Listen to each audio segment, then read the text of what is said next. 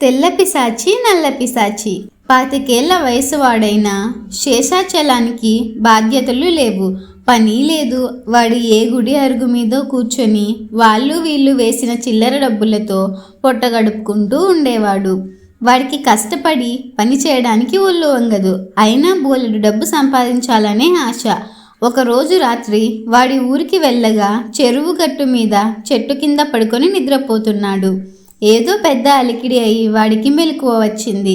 చెరువు గట్టు మీద 2 పిశాచాలు గట్టిగా పోట్లాడుకుంటున్నాయి. ఒక పిశాచి తెల్లగా ఉన్నది, మరొకటి నల్లగా ఉన్నది.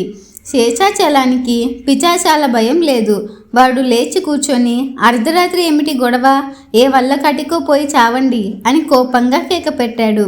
పిశాచాలు 2 పోట్లాట మాని, నువ్వే మా తగువ తీర్చాలి గురు అంటూ వచ్చి శేషాచలం కాళ్ళ దగ్గర కూలపడ్డాయి. మరే పాపం, నాకు పనేమీ లేదనుకున్నారా, వెళ్ళి రండి అంటూ చిరాకు పడ్డాడు శేషాచలం.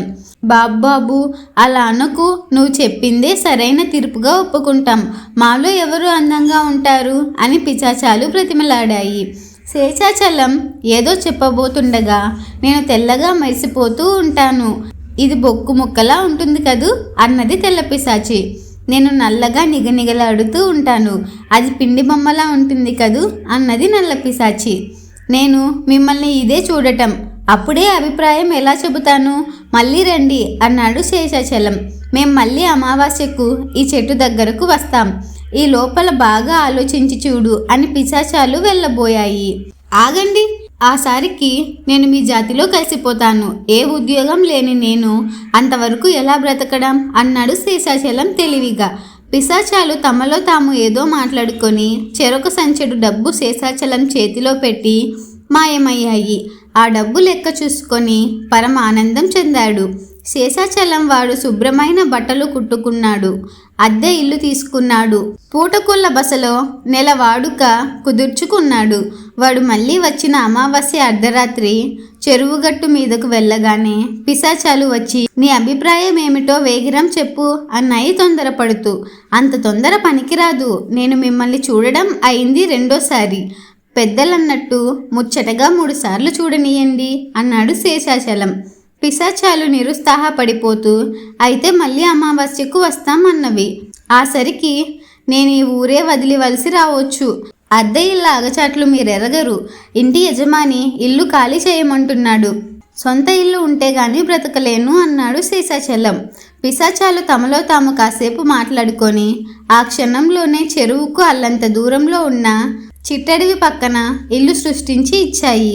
శేషాచలం అసంతృప్తిగా మొహం పెట్టి, ఇల్లు ఇచ్చారు బాగానే ఉన్నది, మరి ఇల్లు గడవడానికి డబ్బు కావద్దా, అవతల అన్నింటికి ధరలు మండిపోతున్నాయి అని పిశాచాల దగ్గర మరికొంత డబ్బు వసూలు చేశాడు. వాడు అప్పటికప్పుడే ఆ కొత్త ఇంట్లో చేరాడు. ఆ ఇంటికి పూటకూళ్ళ బసకు చాలా దూరం. పెళ్ళామంటూ ఉంటే హాయిగా వండి వడ్డిస్తుందనుకున్నాడు వాడు. ఆ మర్నాడు నుంచి పెళ్లి కూతుళ్ళ వేటలో పడ్డాడు శేషాచలం. వాడికి అలివేలు అనే అమ్మాయి బాగా నచ్చింది. ఆమెను వాడు లోగడ గుడి దగ్గర చూశాడు. ఇటువంటి సోమరి పోతులకు భిక్ష వేయకూడదు అంటూ ఆమె శేషాచలాన్ని చిద్దరించుకొని పక్కనే ఉన్న గుడ్డి ముసలి దానికి చిల్లర డబ్బు వేసి వెళ్ళిపోయింది. ఇప్పుడు శేషాచలం వేషం మారిపోవడంతో అలివేలు అన్నీ గుర్తించలేదు. ఆమె తండ్రి శేషాచలం ఇంటిని, అతని దగ్గర ఉన్న డబ్బును చూసి సంతోషపడిపోయి ఆమెను శేషాచలానికి ఇచ్చి పెళ్లి చేశాడు. విందులు వినోదాలతో శేషాచలానికి మళ్ళీ అమావాస్య వచ్చిందన్న గుర్తే లేదు. అర్ధరాత్రి వేళ తలుపు చెప్పుడైతే విసుగ్గా వెళ్ళి తలుపు తీసిన వాడికి ఎదురుగా పిశాచాలు కనపడేసరికి ఉలిక్కిపడ్డాడు. భార్య వాటిని చూసి ఎక్కడ దడుచుకుంటుందో అని, మీకు బుద్ధంటూ లేదు, ఏకంగా ఇంటికే వచ్చేయడమేనా, పదండి పదండి అంటూ శేషాచలం పిశాచాలను ఇంటికి దూరంగా తీసుకుపోయాడు. ఆలోచించావా, నేను తెల్లగా బాగుంటాను కదూ అన్నది తెల్ల పిశాచి. నేను నల్లగా ఉన్న కలగా ఉంటాను కదూ అన్నది నల్ల పిశాచి. శేషాచలం గట్టిగా గొంతు సవరించుకొని, మీ మొహాలు నలుపు తెలుపుల్లో ఏమీ లేదు, అంతా డబ్బులోనే ఉంది. అది ఉంటే ఉన్న లోపాలు కూడా కప్పు పడిపోతాయి. అది లేని వాడిలో లేని లోపాలు కూడా కనిపిస్తాయి. నా దగ్గర డబ్బు లేనప్పుడు నన్ను చీదరించుకున్న మనిషి డబ్బు చేరగానే నన్ను సంతోషంగా పెళ్లి చేసుకున్నది. కనుక అందచందాలు మంచి మర్యాదలన్నంటివి డబ్బున్న చోటనే ఉంటాయి. అది సరే, కొత్తగా పెళ్లి చేసుకున్నాను, బోలెడన్ని ఖర్చులుంటాయి, డబ్బు కావాలి అన్నాడు.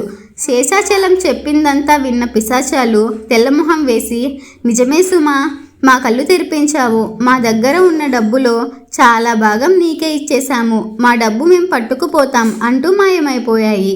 ఆ మరుక్షణం అక్కడ ఇల్లు లేదు, ఇంట్లో డబ్బు లేదు. ఏమైందండి, ఏమిటి విచిత్రం అంటూ అలివేలు ఆశ్చర్యంగా శేషాచలాన్ని అడిగింది. ఇన్నాళ్ళు ఎలా బతికినా ఇప్పుడు భార్యను పోషించడానికైనా కష్టపడి పనిచేయాలని నిశ్చయించుకున్న శేషాచలం భార్యకు జరిగిందంతా చెప్పి నన్ను క్షమించు అంటూ తల వంచుకున్నాడు. కష్టపడకుండా సంపాదించిన డబ్బు పేలపిండిలా ఎగిరిపోతుంది. ఆ రోజు గుడి దగ్గర నేను అసహించుకున్నది నిన్ను కాదు, నీలోని సోమరిపోతును. ఇప్పటికైనా నువ్వు నీ కాళ్ళ మీద నిలబడితే మనుపటి కన్నా రెట్టింపుగా నిన్ను గౌరవిస్తాను అన్నది అలివేలు.